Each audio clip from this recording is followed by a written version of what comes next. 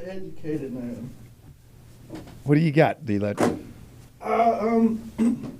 Yeah, Coach, just settle a little bit, plan to move on to Dallas. What are some of the key issues to, enjoy that win, but, get back to work? The enjoyment part of the win probably ends immediately for us in football, as you know, and you start your process of going upstairs and going to look at Dallas and find out what they do well and trying to see what you can do better from the previous week. And then obviously we've had the same type of issues that we want to talk about, how we get our pass rush better, how do we rush the quarterback, how do we do some of those things. Yesterday on defense, having a nice job of getting the ball back, which was awesome, including the potential 4 down, the turnover on special teams, whatever the case may be, whatever you want to call it. Getting off the grass there, that's like a turnover. So getting the ball back was definitely a difference yesterday, and we got to figure out how to win games, and the guys done a nice job of doing those things. Really moved the ball well on offense. Definitely got some things we can clean up on offense as well, and we'll do that and continue to do that throughout the day and throughout the week. Yeah, Raheem, being 5-3 now, coming into the start of the year and having a message of saying, we got to go out and prove it and learn it and things like, when you've started to experience some of the success and things are moving in the direction you'd like them, does your message to the team have to evolve as well to kind of say, hey, I'm meeting you where we are in this mindset, and now it's about moving forward? I think the message kind of evolves just based on week to week, who you're playing, what you're doing, how you want to go out there and get these guys going. What it takes to win, all the different things you want to talk about. So the message is constantly evolving. For these guys, they're kind of sticking to the strategy that they want to go out there and win football games, and they want to win it in the correct way, in the correct fashion, and they've been doing that. And they've been doing a nice job of doing those things, whether it's been tough games, whatever the case may be. They found out and learned how to finish, and I think that's really important for this team, and I think that's important for our organization just in general. When you first got here, you said in your introductory press conference that a trait that you look for in a quarterback is to be an elite processor. Mm-hmm. I went back and I looked at the 4 touchdown passes that Kirk threw yesterday, and that was on full display. He's hitting guys, that are his 3rd, 4th, 5th options. He's reading the safeties, all those kind of things. Is what we're seeing from Kirk Cousins right now in this moment what you envisioned maybe back in February for what this team could look like from a quarterback standpoint? 100%, Tori.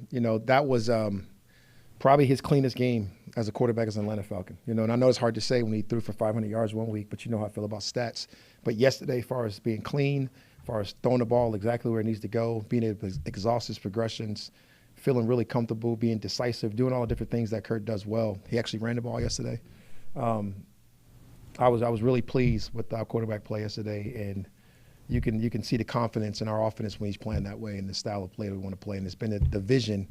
We were lucky enough to go out there and sign him. When he was talking yesterday, and Jesse Bates also mentioned this, that he addressed the team on Friday, and that he asked you if he could do that. Were you in there when he addressed the team? Yes. You were? We don't do player only meetings around here. Okay, I didn't know for sure. When you have him as the leader of not just the offense, but this entire team organization, what does it say about what maybe he was going through mentally leading into that and wanting to encourage the team around him simultaneously? I think he's really given the team some of his experience that he had over the years, right? When he's able to get up there and talk about where he's at in the season, really talking about some of the things that you talk about with the messaging and what it looks like right now, and his ability to get up in front of his guys and be able to talk about it in front of the coaches, in front of the players, in front of the whole organization, to be honest. It's just something, or most of the organization, they better invite the team meeting. I don't invite you, Tori, sorry. But like also the guys that we invite to team meetings, and those guys, you really feel that message and you take that message to heart.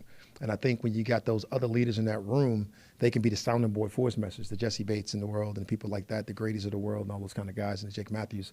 Those guys go out there and really sound a message for what's going to happen moving forward. And, Jesse talked about it post-game and some of the things that we want to do and how we want to go about our business and what our preparation is going to look like in order to get those things accomplished. And I think when that message is said from your quarterback as opposed to a coach, it really resonates with the players. And I think that's something that's really good for those guys to be able to do. How do you ensure and trust that the right message is being relayed from player to player? Is that something where, as captains, you guys are kind of working with them to make sure the message is coming out? Like, how does that whole process? The reality of it is your observation of your character when it starts when you bring people into your organization. And when Kirk Cousins was thought about and talked about being brought here, it really started with who he was as a person what he is as a football player and what else he's going to bring to us other than really good football play. And that's something that you knew you would get.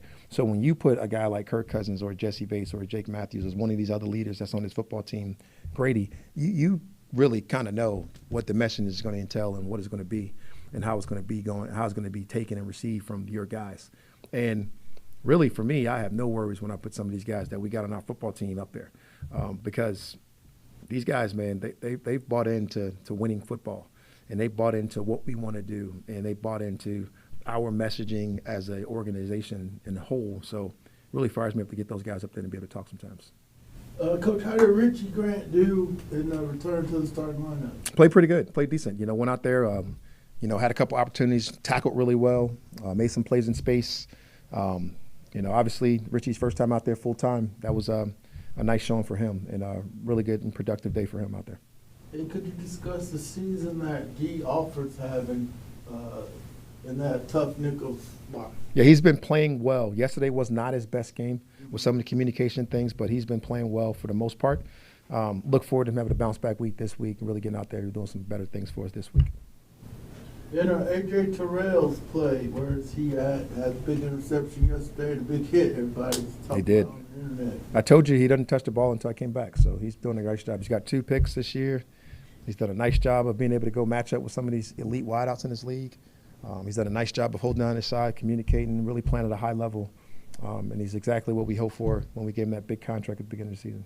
And I'll talk to Chris, but any injury updates on Anderson, Dahlman, and Root? Anderson is going to be probably day-to-day as we talk about it this week. Obviously he went out there last week. D-Led was practicing for us a little bit, so we'll see where he is this week. Rook obviously is fresh. We'll get the full results of whatever's going on from his ankle injury from yesterday to when we get it as the week goes on to be able to tell you what's more as the week goes and see what happens after tomorrow's big meeting. Who else you just say? Dahlman is definitely progressing back towards, health. So I really feel good about him. Had a couple good workouts with him with the trainer and things of that nature. So we'll see where that goes. And then who else you say? That was it. Okay, good. Could you also discuss the play? Every team's got to have guys, kind of selfless guys like Kyle Hinton. Played 22 snaps yesterday, 38 last week. Didn't notice, usually it's in there didn't notice he was in there. Yeah, it's D-Led. It's been I said this before yesterday, but it's been a real pleasant surprise, right? Nuzul jumps in at center, takes over for a couple of games, and he didn't really notice. Mm-hmm. Hinton's been able to go in there the last 2 weeks and play really well and doesn't really notice. Storms had to start a game for us and go out there and play for it, and he doesn't really notice. And our starting O-line, when they're out there in full strength, they play the right way. And that's got to be a credit to the coaching staff and Led. That's got to be a credit to Terry and his people and going out there acquiring the talent that you need to go out there and do it. Because, as you know, man, you get hurt up front and things of that nature, it can be disastrous. And these guys are really going out there and play really well for us with the help of Sean and Nick and all the things they're able to do in the process of getting guys ready to play, at the same time having your starters ready to go at a high level and a high clip. Raheem, a few numbers here, and I'm trying to figure out how they talk to each other or if they do at all. But you're still 31st in time of possession, but you're putting points up. You're scoring points, 10th in points per play, 4th on the road in points per play. I'm curious. Obviously, you guys offensively just care about putting points on the board however they come. But is there any concern about the defense being out on the field as the season progresses? You get late in the year, and they've just spent a ton of time out there, or is that the defense's problem to solve to get off the field? It's both. You can't stop people from scoring points, especially when it's your team. But what you got to do is you got to get off on third down to help the time possession so you can give them more clicks at it. You got to have the ability to maintain drives and not get yourself some of those penalties that we got the last couple of weeks, not particularly yesterday. We get worried to overcome some. But the week before, when you get those ones, you just jump off sides or you get the false starts, whatever the case may be, to make you get off the grass. But you want to have your time of possession swing better into our favor, and it has, like it did in the second half yesterday. I think we had 9 minutes in the first half yesterday, and we come out and kind of evened it up. They still won the time possession battle, but we had the ball enough to go down and score and finish drives, and that's the most important thing. And then Bijan became second fastest, 1,500 yards yesterday. He's nearing 1,000 combined yards so far. How many yards does he have? You what? How many yards does he have? How many yards does he have right now? Yeah.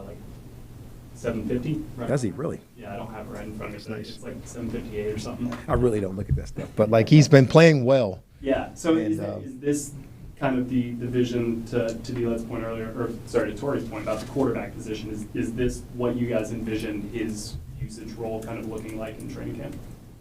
Hard to say no when he's playing as well as he is, but it's just like, Bijan was a less clear vision for me because I just felt like I've never really been around that kind of a guy. Like, I think he's special. I compared him to like Christian McCaffrey, right, of people I'm going against. So like every time he does something, I'm like in wow mode with Bijan. At least Kirk, I got a sample size of it and being with them and knowing what it can look like. But with Bijan, it's different. Same thing with Tyler. Tyler's giving me wild moments. Bijan's giving me wild moments. Our ability to run the football in certain games give me wild moments. And yesterday, having the ability to run it for, I think, 120 or something in totality for the team, where it could have been even bigger with a couple less penalty calls. Man, I'm really impressed with what we've been able to do with those guys. And it goes back to the front, too, talking about the line and just all the things they've been able to do. You want to talk about pass rush a little bit? Yeah, it's not good enough. We got to get better at pass rush, and it's something that we had emphasis on and something that we put the finger on and really dove into. Like, I don't really fear talking about it when it's not good enough because we got to get it better. What you wanted to do is you want to find a way to make it better so it doesn't hinder you from winning enough football games that you want to win. And that's the most important thing to me. How can we get it better so when they really need it, it shows up for us? I know that I was looking this up, and this team is the only defense in the NFL whose leader in total pressures is an off-ball linebacker in Caden Ellis. I know that bodes to what Caden has done in the past and what his strengths are. Yep. But simultaneously, can you use that as kind of a marker to this defensive front to kind of be like, hey guys, this is your area. This is where you can be plentiful. No, that would be shaming, Tori. We don't use the shaming theory. We don't use the shaming theory around here. But like for us, it's like Caden Ellis is one of the guys we're expecting to get pressure as well, and he's actually one of the guys I would like to hit the quarterback. And like I'm not going to shame a guy who's rushing well, but hey, listen, we got to find a way to rush. 5 is 1 when Caden's going. We got to find a way to rush. 4 is 1 when they're rushing. So like, hey, we got to pick that up. That's something definitely got to be increased. I don't want to shame him, Tori. Tori wants. I'm going to go shame him now for Tori. No, don't do that. Because again, that's not like Caden's fault that he's leading in total pressures. That's probably a good thing for Caden. No, it is. It is. I like him to hit the quarterback though. I want to get him to hit the quarterback too. Yeah, 784, 5 touchdowns. 784? Yeah. Wow. 5 touchdowns? Yeah. That's impressive. That's good. Who's leading the league in rushing? I don't know. Stats. That's what I'm talking about, DJ Magic Daddy. Is that you? Is that your name? Yeah. I love it. Derrick Henry. Derrick Henry, how many's he got? 946. Oh, man. Yeah, he's A lot. pretty good. He's pretty good. He's decent. Okay, just on the Cowboys, Coach. Offensively, the quarterback and the wide receiver, I guess, are the headliners. They're good. And then defensively, I guess the headliner's been out for a little while. Yeah, I don't know whether he's going to be able to come back this week or not. I'm pretty sure he's close, if not. Obviously, on offense, we know those two guys, Dak and CD, and what they've been able to do and how impressive they are. Diggs is on the defense. He's still playing.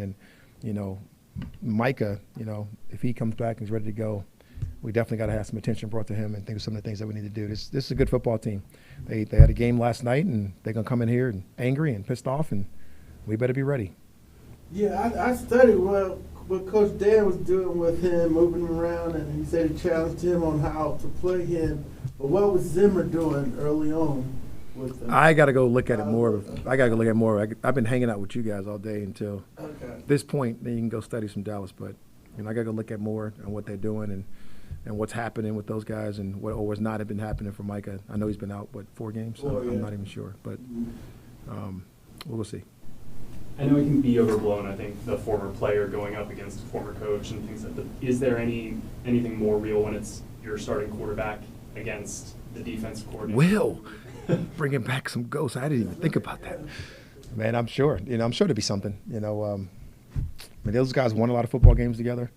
I don't know. I didn't ask Kurt exactly how it ended, so I don't know. That's probably more of a Kurt question. But hopefully Zim don't have too much information on our guy. Have you seen any views of the goal line touchdown fumble slash? I don't know what you're talking about. It was a touchdown. Okay, all right. I didn't think you did. All I had to check. Thank y'all. All right. Thanks. Let's get on official.